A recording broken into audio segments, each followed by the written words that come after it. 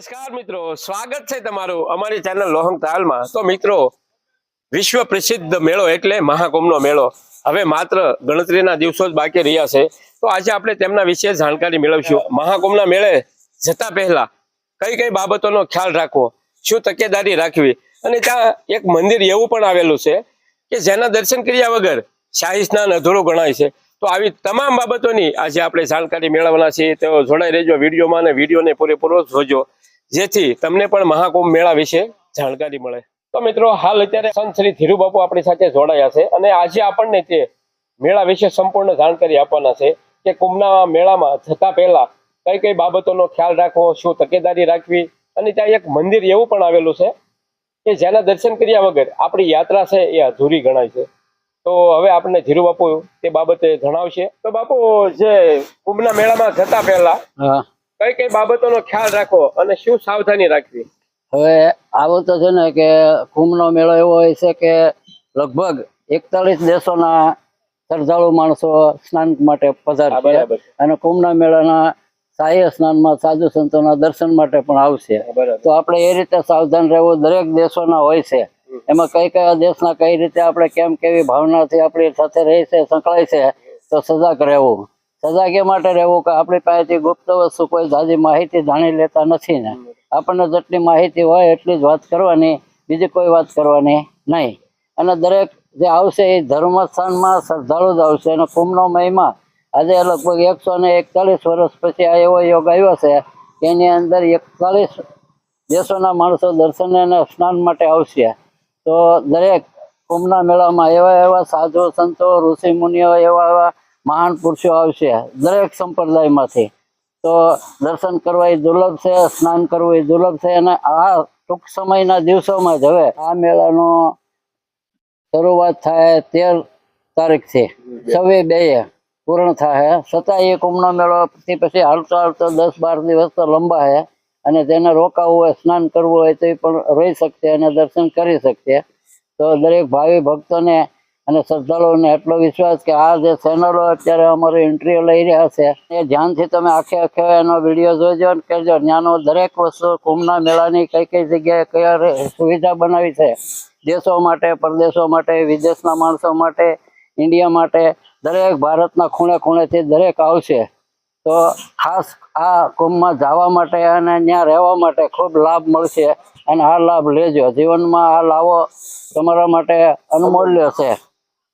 તો બાબુ, પ્રયાગરાજની અંદર એવું કયું મંદિર છે કે જ્યાં એના મંદિરના દર્શન કર્યા વગર આપણે જે શાહી સ્નાન છે અધૂરું ગણાય? હવે એવું ઘણી વાર એવું જાણવા મળેલું છે પુરાણોમાં કે પુરાણ તમે એમાં કુંભના પુરાણ વાંચો ને તો એમાં એ બતાવે છે કે ત્યાં એક પ્રાચીન કિલ્લો છે જૂનો બહુ સમયનો, એની અંદર એક અક્ષય મંદિર છે અને અક્ષય મંદિરને મહાધર્મસ્થાન કહેવામાં આવે। અને કુંભનો અને સ્નાન કરો, શાહી સ્નાન કરો, કુંભ સ્નાન કરો, મેળો કરો, પણ એના દર્શન ન કરો, ત્યાં ન જાઓ ત્યાં સુધી તમારી યાત્રા અને સ્નાન અધૂરું ગણાય છે। એવું અમે એમાં ગ્રંથોમાં, વેદોમાં વાંચવામાં આવ્યું છે અને અમે સાંભળ્યું છે ઘણી ઘણી જગ્યાએ। તો એ તમે ખાસ દરેક ભાવિક ભક્તોએ અને ખાસ જવાવાળા, સ્નાન શાહી સ્નાનમાં જવાવાળા, સ્નાનમાં જવાવાળા, દર્શન કરવાવાળા, કુંભ કરવાવાળા આ 2 સ્થળ તો ખાસ ધ્યાન રાખજો। જે પુરાણ જૂનો કિલ્લો કહેવામાં આવે છે અને કિલ્લાની અંદર એ અક્ષય મંદિર છે। અક્ષય મંદિરમાં દેવોનું એવું વરદાન છે કે ગમે એ જગ્યાએ ગમે એટલા સ્નાન કરશે અને ગમે એટલા દર્શન કરશે, પણ આ જગ્યાએ આવીને આના દર્શન નહીં કરે તો એનું શાહી સ્નાન અને કુંભની યાત્રા અધૂરી ગણાશે એવું જાણવા મળે છે। તો તમે દરેક મિત્રોને ખાસ વિનંતી કે આવડવા તમે જાજો। દરેક ભક્તોને વિનંતી, દરેક માતાઓને, બહેનોને વિનંતી, ખાસ તમે જાજો અને એનો લાભ લેજો અને એ તમે કયા કયા બાબતનો ખ્યાલ રાખવો? હવે આવું છે ને કે ત્યાં કુંભમાં ગયા પછી કયા કયા એરિયામાં, કયા કયા લતામાં, કયા કયા જગ્યાએ સ્નાન છે, ત્યાં કઈ કઈ બીમારી વાળા માણસો આપણે સાથે હોય, એનો શ્વાસ લેવાથી આપણને પણ એની થોડી ઘણી અસર થાય, તો એના માટે પણ સાવધાન રહેવાનું। અને આપણને જે કાંઈ બીમારી હોય, એટેકની બીમારી હોય, હાર્ટની બીમારી હોય, અથવા ડાયાબિટીસ બીમારી હોય, તાવની હોય, મેલેરિયાની હોય, તો દરેક જગ્યાએ એના ડૉક્ટરી દવાખાના રિપોર્ટ થાય છે। તો દરરોજ માટે ન કરાવો તો કંઈ નહીં, પણ 2-3 દિવસે રિપોર્ટ કરાવી લેવા, જેથી કરીને તમને તમારા શરીરનો ખ્યાલ આવે, તમારા બ્લડનો તમને ખ્યાલ આવે કે ત્યાં છે। આમ તો કે ગંગા સ્નાન છે, ગંગા મૈયા ગમે એવા રોગ હોય તો એ તાણી જાય છે. ત્યાં માણસ રોગી હોય તો નિરોગી બની જાય છે, પણ છતાંય આ તો એક એવી જાહેરાત છે કે આપણે સૌને સાવધાન કરાવવા પડે. શું લેવા કે કુંભના મેળામાં અનેક પ્રકારના માણસો આવે, અનેક સવાસો ભેગા થાય, એટલે ભીડ જ્યાં હોય ત્યાં બહુ બેહવું ને ઊભું રહેવું, ઓછું રહેવું. જ્યાં જ્યાં ખુલ્લી જગ્યા હોય એની માટે ભજન કરવું, બેહવું, સત્સંગ કરવો, ભોજન કરવું. તમારા નાસ્તા પાણી હોય તો ચોખ્ખા રાખવા. ક્યાંય પણ એવી વસ્તુ હોય રેડીમેડ મળતો હોય ન ખાવો. દરેક જગ્યાએ સાધુ સંતો ત્યાં ભોજનાલય હોય છે, દરેકમાં ભોજન પ્રસાદ મળશે. એટલે ઉતાવળા થઈને ગમે ત્યાં નાસ્તા પાણી ગમે એવા કરી ન લેવા, કે જેથી કરીને તમારા શરીરમાં તકલીફ થાય. ત્યાં એવી રસોઈ બનશે ચોખ્ખી દરેક જગ્યાઓમાં, દરેક રાવટીઓમાં, દરેક અખાડામાં. જ્યાં જ્યાં સાધુ સંતો તરફથી છે, કોઈ બીજા કેમ્પ ખોલેલા છે ભાવિક ભક્તોએ, ત્યાં બધી સુવિધા છે. ફિલ્ટર પાણીની સુવિધા છે, સારા પાણીની સુવિધા છે, ચોખ્ખું પાણી છે. ગંગાજળ હોવા છતાંય ત્યાં બધી સુવિધા ચોખ્ખી કરવામાં આવી છે. પાણી ચોખ્ખું વાપરવામાં આવે છે, કારણ કે ગંગામાં જાઓ તો કોગળો કરવો, ખાલી થોડુંક શરણામત લેવું. કારણ કે અનેક માણસો સ્નાન કરતા હોય તો એ શરીરનો પરસેવો હોય, બીજું ત્રીજું હોય, માથાનો મેલ હોય, એ બધો પાણીમાં ભળતો હોય છે. અને એ પાણી જો વધારે પડતું પીવાઈ ગયું હોય તો આપણને ઘણીવાર ભૂખારમાં અસર કરે છે. તો એ સાવધાની રાખવી.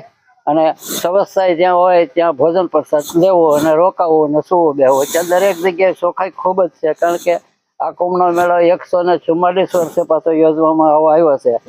દેવા વખતે યોજાય છે, પણ 144 વર્ષ પહેલા આવો એક મોટામાં મોટો મેળો યોજાણો હતો. એવી જ પાછી આવશે. અને આમાંથી લગભગ 41 દેશોના માણસો ભક્તો આવશે સ્નાન કરવા અને દર્શન કરવા અને સાધુ સંતોના આશીર્વાદ લેવા. તો દરેકને મારી એ વિનંતી છે કે આપ સૌ સર્વે પૂરેપૂરો ખ્યાલ રાખી જાણી અને પછી તમે આનો અભ્યાસ અને અનુભવ કરજો. તો મિત્રો, સંત શ્રી ધીરુ બાપુએ આપણને સરસ મજાની કુંભના મેળા વિશે જાણકારી આપી કે કઈ કઈ બાબતોનો ખ્યાલ રાખવો, શું તકેદારી રાખવી, ત્યાં કયું મંદિર એવું છે કે એના દર્શન કર્યા વગર આપણો જે શાહી સ્નાન છે તે અધૂરું ગણાય છે. તો આ સંપૂર્ણ માહિતી આપણને ધીરુ બાપુએ આપી. તો કેવો લાગ્યો તમને વિડીયો? કોમેન્ટ કરીને જરૂર બતાવજો, અને કોમેન્ટમાં હર હર ગંગે જરૂર લખજો. અને આ વિડીયો તમને પસંદ આવે તો વિડીયોને લાઈક જરૂર કરજો, તમારા મિત્ર મંડળને શેર કરજો, જેથી એમને પણ કુંભના મેળા વિશે સંપૂર્ણ જાણકારી મળે. અને આપણે ધીરુ બાપુની વાત કરીએ તો હાલ ગારિયાધાર તાલુકાના ખોડોદરી ગામે કોઠાધારે ખોડિયારમાંના મંદિરે સેવા બજાવી રહ્યા છે.